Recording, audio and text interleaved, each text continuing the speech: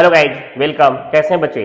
बात करें यार, लास्ट क्लास में हमने आपको थर्ड ईयर कैपिटल गेन में प्रैक्टिकल प्रॉब्लम नंबर 1 से 6 तक बताया था। डॉक्टर एच.सी. मल्होत्रा वाले बुक से प्रैक्टिकल प्रॉब्लम नंबर 1 से 6 तक लास्ट क्लास में मैंने करवा दिया था। आज की क्लास में मैं आपका 7 से लेकर के 12 नंबर क्वेश्चन तक बताऊंगा।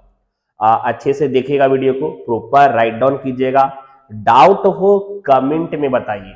और अगर लग रहा है कि हमारा वीडियो हेल्पफुल है और अभी तक आपने सब्सक्राइब नहीं किया तो ये गलत बात है यार। सब्सक्राइब करें और ज्यादा से ज्यादा दोस्त को बताएं, एकदम ढिंडोरा पीट के बताएं। चलते हैं वीडियो की तरफ, ध्यान दीजिएगा।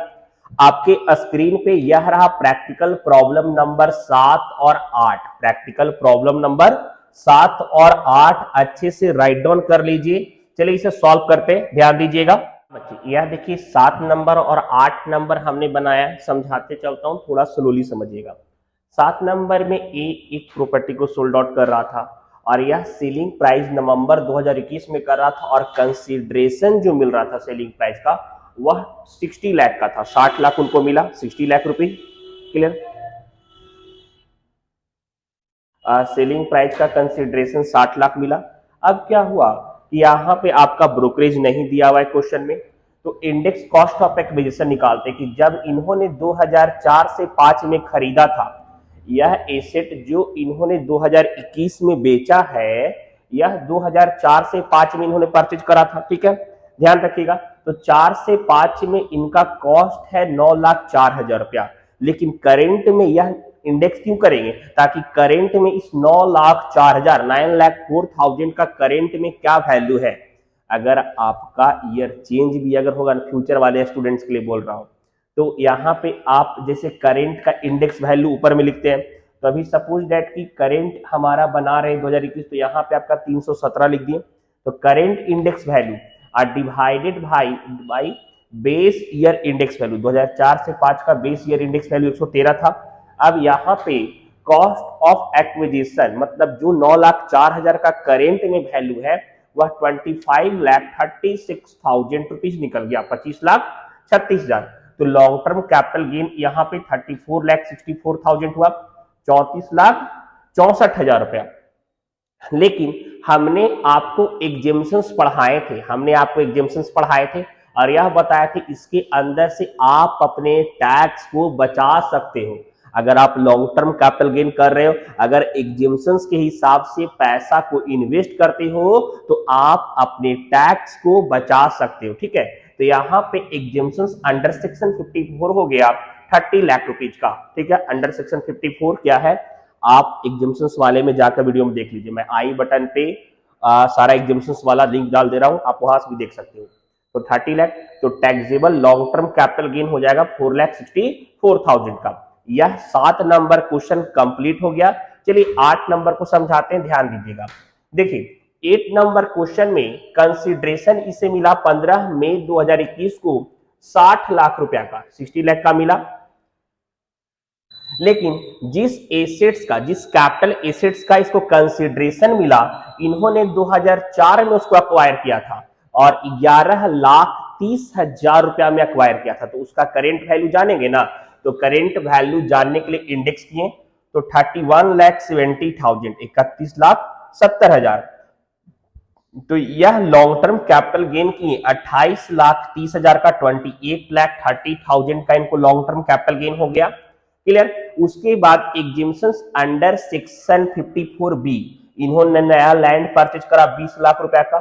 था ना यार आपका एग्जेम्पशन अंडर सेक्शन 54 बी में कि अगर आप लैंड परचेज कर लेते तो 20 लाख का उन्होंने लैंड परचेज करा, और 54 ईसी के तहत इन्होंने बॉन्ड में डिपोजिट कर दिया 6 लाख रुपया का। मतलब 26 लाख का टोटल इनको एग्जेम्पशंस मिल गया। 28,30,000 का कैपिटल गेन इन्होंने लिया और 26 लाख रुपया इन्होंने इन्वेस्ट कर दिया बॉन्ड में। क्लियर? तो इनका taxable long term capital gain यहाँ पे 2,30,000 का हो गया।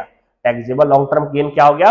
2,30,000 का। लेकिन यह जो पैसा 6 लाख रुपया इन्होंने बॉन्ड में इन्वेस्ट करा था, बाद में इन्होंने इसको बिड किया। क्लियर? और इसको क्या कर दिया कि डिपॉजिट कर दिया। यहाँ पे 6 लाख रुपए पहले विड्रॉ किए और इसको डिपॉजिट कर दिए एक एग्रीकल्चर लैंड में 5,50,000 का। 5,50,000 कहाँ इन्वेस्ट कर दिए? एग्रीकल्चरल लैंड में 5,50,000 इन्वेस्ट कर दिए। तो टैक्सेबल यहां भी लॉन्ग टर्म कैपिटल गेन का हो जाएगा, क्योंकि उसी फंड का पैसा इन्होंने लगाया है। ठीक है, कोई नया फंड इनके लिए नहीं था। यह लॉन्ग टर्म कैपिटल गेन 50,000 का हो जाएगा। क्लियर? 7 नंबर और 8 नंबर कंप्लीट हो गया। चलिए 9 नंबर और 10 नंबर बताते हैं। 9 नंबर और 10 नंबर बताएंगे, ध्यान दीजिएगा। हाँ यार, अब देखिए आगे चलते हैं, बात करें क्वेश्चन नंबर 9 और 10। 9 नंबर और 10 नंबर बता रहे हैं आपके स्क्रीन पे। यह रहा प्रैक्टिकल प्रॉब्लम नंबर 9 और practical problem number 10। Write down कर लीजिए। चलिए इसे सॉल्व करते हैं, ध्यान दीजिए। 9 नंबर और 10 नंबर बनाते हैं, ध्यान देखिएगा। यहाँ पे क्या करा था, अर्बन एग्रीकल्चरल लैंड को सोल्ड आउट किया 16 लाख रुपया का। ठीक है, और बेचने में ब्रोकरेज दिया 2% का, ब्रोकरेज आपका 2% है ऑन सेल्स। तो 16 लाख का 2% 32,000 हो गया। तो नेट सेल्स कंसिडरेशन 15,68,000 मिला। क्लियर? अब यह जो एग्रीकल्चरल लैंड है इसे खरीदा था आपका 2001 वाले में, इंडेक्स वैल्यू का था आपका 4 लाख का। तो करेंट में उसका प्राइस आपका 12,68,000, 12,68,000 रुपीज है। तो कंपनी का जो लॉन्ग टर्म कैपिटल गेन हो गया वह 3 लाख रुपया हुआ। लेकिन रूल क्या था कि आपका एग्जेम्पशन 54 के अंदर वापस वह एग्रीकल्चरल लैंड ही 3 लाख का खरीद लिया। ठीक है, एग्रीकल्चरल लैंड वापस कितना खरीद लिया? 3 लाख का। 54 के अनुसार से वो इन्वेस्ट कर दिया। तो यह 3 लाख का लॉन्ग टर्म कैपिटल गेन और 3 लाख का एग्जेम्पशन वाले में वो इन्वेस्ट कर दिया, मतलब इन्वेस्ट ही कर दिया एक तरह से। तो आपका यहाँ पे नील हो जाएगा, वैल्यू क्या हो जाएगा? नील हो जाएगा। 9 नंबर कंप्लीट हो गया। चलिए 10 नंबर देखते हैं। 10 नंबर में गवर्नमेंट अक्वायर कर लिया किसी प्रॉपर्टी को, कोई एसेट्स को, और यहाँ पे 2021 में WDV मेथड से उसका मतलब जो लैंड का वैल्यू था वह 3,50,000 मेजर किया गया था। और गवर्नमेंट ने कंपनसेशन दिया 6 लाख का। तो यहाँ पे शॉर्ट टर्म कैपिटल गेन 2,50,000 का हो गया। ठीक है, अब यहाँ पे एग्जेम्पशंस अंडर 54D वो वापस मतलब कंपनसेशन मिला, उसमें से उन्होंने परचेज कर लिया 2 लाख रुपया का 54D के अनुसार से।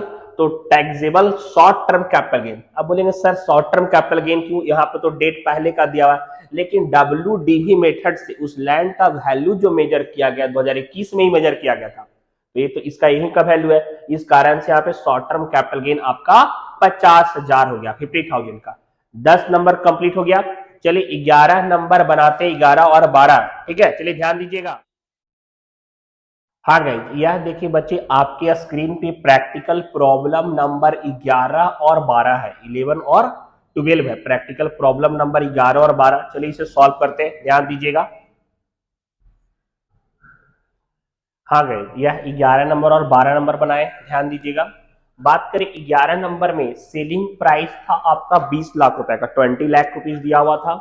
क्लियर? ब्रोकरेज दिया हुआ था कि जब बेचा तो 3% ब्रोकरेज लग रहा था। 3% आपका 60,000, 20 लाख का 3%। क्लियर? और सेलिंग में अदर एक्सपेंस खर्च हो रहा था 10,000 का। तो यहाँ पे जब माइनस किए तो नेट सेल्स हम लोग का निकला 19,30,000। नेट सेल्स हम लोग का कितना निकला? 19,30,000 निकला। क्लियर? अब कॉस्ट ऑफ एक्विजिशन का बात करते हैं। कॉस्ट ऑफ एक्विजिशन समझिएगा, यहाँ पे खरीदने में लगाया था 1,20,000 रुपया। ठीक है, यह आपका लैंड को परचेज करने में 1,20,000 का खर्चा किया था। लेकिन 2001 को वैल्यू को हम लोग मेजर करते तो 2001 में वैल्यू इसका 1,40,000 था। आपके क्वेश्चन में एकदम नीचे दिया हुआ है 1,40,000 का। तो यहाँ पे 1,40,000 का हम लोग करेंट इंडेक्स वैल्यू करेंगे 317/100, तो 4,43,800 निकला। 4,43,000 कितना निकला? 800। क्लियर? इंप्रूवमेंट भी करवाया था 6 और 7 में, 24,400 रुपया आपका इंप्रूवमेंट कॉस्ट था यार। इंप्रूवमेंट करवाया तो करेंट में इंप्रूवमेंट का भी वैल्यू जान लेंगे। तो 24,400 इंटू 317 और बटा 122, टोटल 63,400 रुपया, 63,400 यह इंप्रूवमेंट हो गया। हम लोग का लॉन्ग टर्म कैपिटल गेन आया 14,22,800, 14,22,800। हमने 19,30,000 में दोनों को माइनस कर दिए तो 14,22,800 निकला। क्लियर। और एग्जेम्पशन 54 ईसी बॉन्ड में इन्वेस्ट कर दिया है 10 लाख रुपया का, तो taxable long term capital gain आपका निकल जाएगा 4,22,800। यह आपका 11 नंबर क्वेश्चन कंप्लीट हो गया। चलिए 12 नंबर को सॉल्व करते हैं, ध्यान दीजिएगा। बात करें 12 नंबर में, देखिए selling price of the house 8 lakh rupees का सेल्स किया था, ठीक है, और यह खरीदा था आपका 2006 से 7 में, 6 to 7 में खरीदा था, तो 1,22,000 रुपया का खरीदा था। तो वह 1,22,000 करेंट में क्या इंडेक्स वैल्यू है निकाल लेंगे, तो 1,22,000 इंटू 317/122 निकल गया 3,17,000 का, 3,17,000 का। तो लॉन्ग टर्म कैपिटल गेन हो गया आपका 4,83,000, 4,83,000 का। अब इसने दो एग्जेम्पशंस करा। पहला एग्जेम्पशन 54 के अंतर्गत 2,88,000 रुपया लगा दिया, और एग्जेम्पशन 54 इसी बॉन्ड में इन्होंने इन्वेस्ट कर दिया 1 लाख रुपया, तो 3,88,000 का इनको एग्जेम्पशन मिल गया, छूट टैक्स माफ। क्लियर। तो 95,000 जो रिमेनिंग बचा, तो taxable long term capital gain आपका 95,000 इसका आंसर हो जाएगा। और आज की क्लास में प्रैक्टिकल प्रॉब्लम नंबर 12 तक कंप्लीट हो गया बच्चे। सुनिएगा ध्यान से, कहीं से भी आप हमारा वीडियो देख रहे हैं, ज्यादा से ज्यादा फ्रेंड तक शेयर करें। अगर आप शेयर नहीं कर रहे यार और वीडियो वॉच कर रहे हैं, तो ये मतलब अच्छा नहीं है, चीटिंग करते हो ना। आप ज्यादा से ज्यादा लोगों तक पहुंचाएं और कुछ और स्टूडेंट्स का हेल्प हो जाएगा।